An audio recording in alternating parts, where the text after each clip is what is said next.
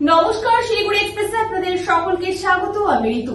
ঠাকুরনগরে mafia তাণ্ডবে উত্তাল eastern bypass, বন্ধে থমকে শহর, পুলিশের নিষ্ক্রিয়তা নিয়ে ক্ষোভ, ঘটনাস্থলে মেয়র গৌতম দেব। শিলিগুড়ির ঠাকুরনগর এলাকায় বুধবার সকাল থেকে উত্তাল হয়ে উঠল মাফিয়া তাণ্ডব এবং তার প্রতিবাদে ডাকা বন্ধকে কেন্দ্র করে।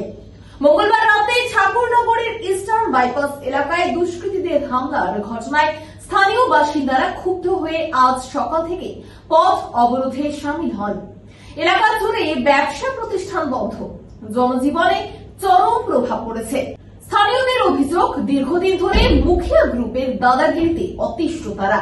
বারবার পুলিশকে জানানো সত্ত্বেও প্রশাসন কোনো কার্যকর পদক্ষেপ নেননি। মঙ্গলবার রাতে এক ব্যবসায়ীর দোকানে হামলা ও ভাঙচুরের ঘটনায় পর থেকেই পরিস্থিতি আরো জটিল হয়ে ওঠে। এদিন সকাল থেকেই ঠাকুরনগর ও ভবেশ মোড় এলাকায় পথ অবরোধ করা শুরু করেন স্থানীয়রা। বিক্ষোভকারীদের দাবি, মুখিয়া গ্রুপের সদস্যদের অবিলম্বে গ্রেফতার করতে হবে এবং দোষীদের দৃষ্টান্তমূলক শাস্তি দিতে হবে। ইস্টার্ন বাইপাস জুড়ে ব্যাপক বিক্ষোভের কারণে যান চলাচল স্তব্ধ হয়ে পড়ে। উত্তপ্ত পরিস্থিতি নিয়ন্ত্রণে আনতে ঘটনাস্থলে পৌঁছান শিলিগুড়ির মেয়র গৌতম দেব। তিনি ক্ষুব্ধ জনতার সঙ্গে কথা বলেন ও আশ্বাস দেন প্রশাসনের পক্ষ থেকে উপযুক্ত ব্যবস্থা গ্রহণ করা হবে। তবে এলাকাবাসীদের একাংশের বক্তব্য, ঘটনা ঘটে যাওয়ার পর প্রশাসনের ঘুম ভাঙে।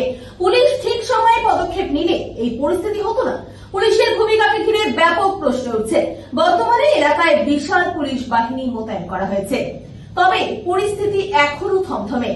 প্রশাসনের তরফে এখনো পর্যন্ত মুখিয়া গ্রুপের কারো গ্রেফতারের খবর মেলেনি।